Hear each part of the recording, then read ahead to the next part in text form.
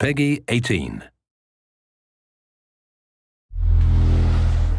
Hi, my name is Ashraf Ismail, Game Director of Assassin's Creed 4 Black Flag, and I'm excited to show you more of our open world locations and activities.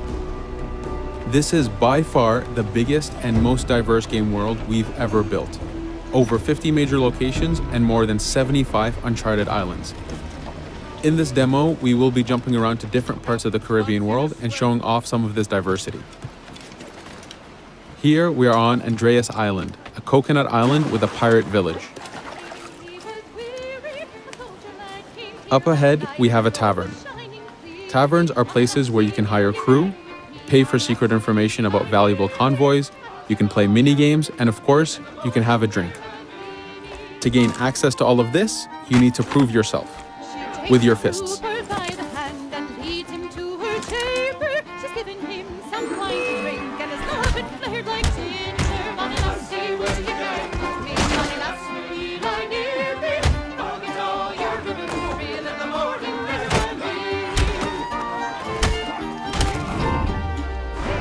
Now that the fight is over, you have access to the tavern and its services.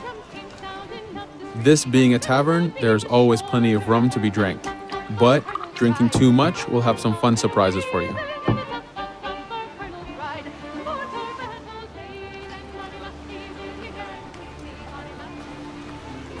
Now let's head to that viewpoint and sync up.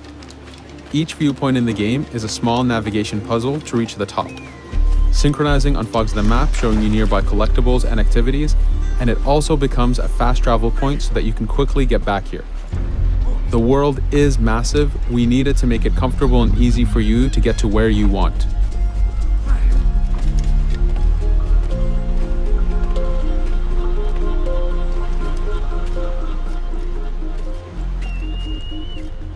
These viewpoints are also an opportunity for us to show off how beautiful and expansive this world really is.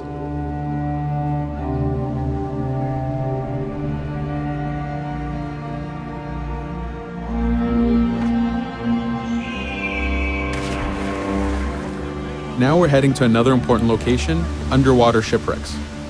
We are now able to access these locations because we recently purchased a diving bell. These are real 18th century devices that pirates and sailors used to access the underwater. Underwater is how the golden age of piracy started. Through an incredible hurricane, tons and tons of Spanish gold was lost at the bottom of the seabed. This attracted poor, jobless sailors and pirates to dive down and grab this treasure. It was important for us to include the underwater as a new environment because it was so important to the history of piracy. The underwater is full of unknown dangers and predators.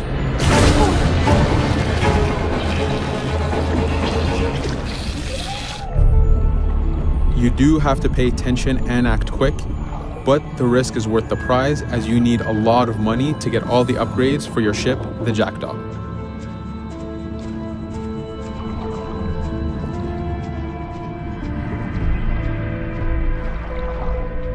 Stealth is very important, even in the underwater.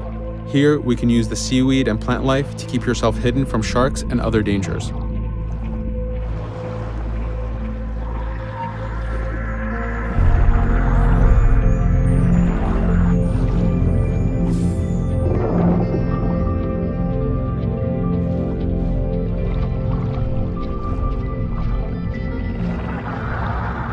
This is an air barrel.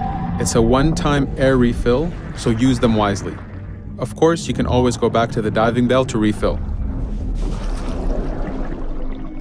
We are going to move to a different location now. This is a smuggler cave. This one happened to be accessed from the underwater, but not all of them are. Here, we ran in without looking around, and this got us in a little bit of trouble. But it was only 2 guys and we took one by surprise, so not too bad. Caves are heavy stealth locations. Stealth is key in this game.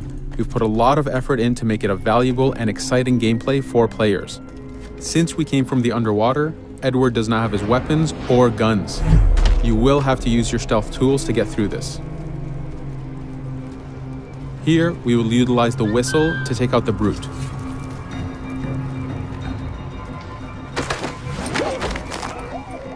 Anytime an enemy is taken out, they will drop their weapon for you to use.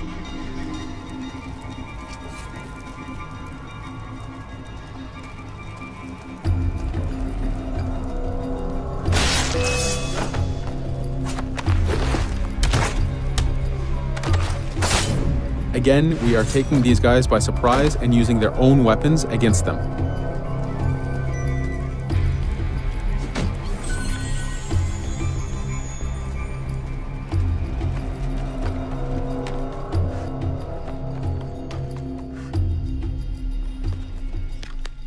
Using just your fists keeps things quiet. This allows you to take advantage over the second guard.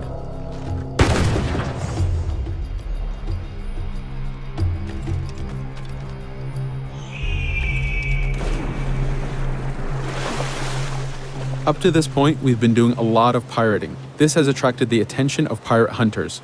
This is fed back to you with the clashing swords above the health bar.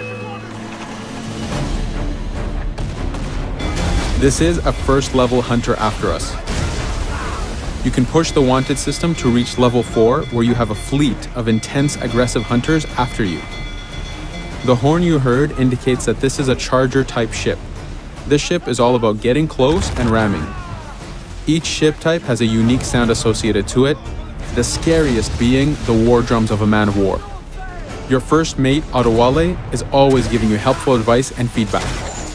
The chain shot is a stun weapon. Hitting ships slows them down. Great for stopping a charger's attack.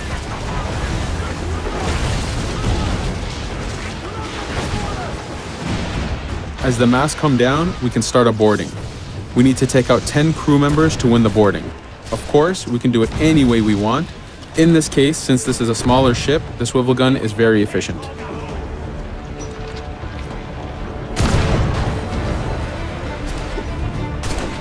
There are many objectives in the boarding system, including destroying powder keg reserves and removing the flag from the top mast.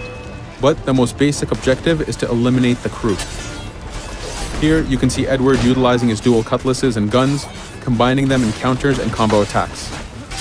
You do have a max of 4 shots before reloading, so make them count.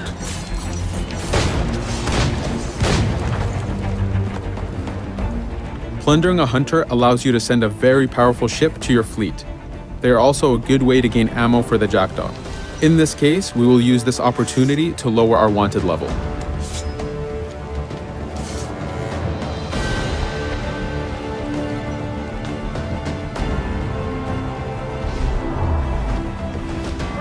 A very important new activity in Black Flag is harpooning. Historically, pirates harpooned as a source of income. Ready the whaleboat, lads.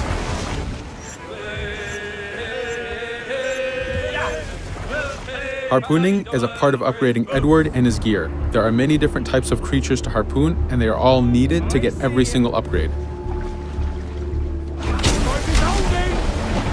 Steady now, lads.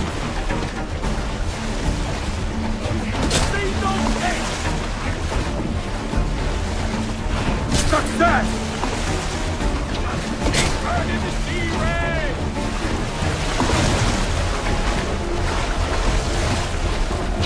It's weakening! The blast has torn the rope! Stay sharp, lad. This is one of the smaller harpooning targets. Just imagine taking on a great white shark or a blue whale.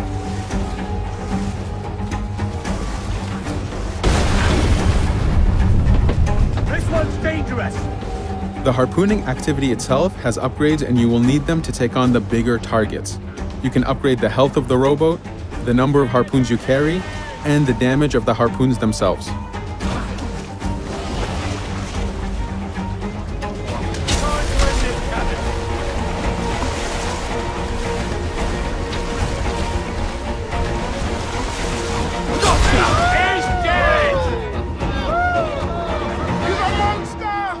This was just a tease of the activities and locations. There is tons more for you to experience. Thank you for watching.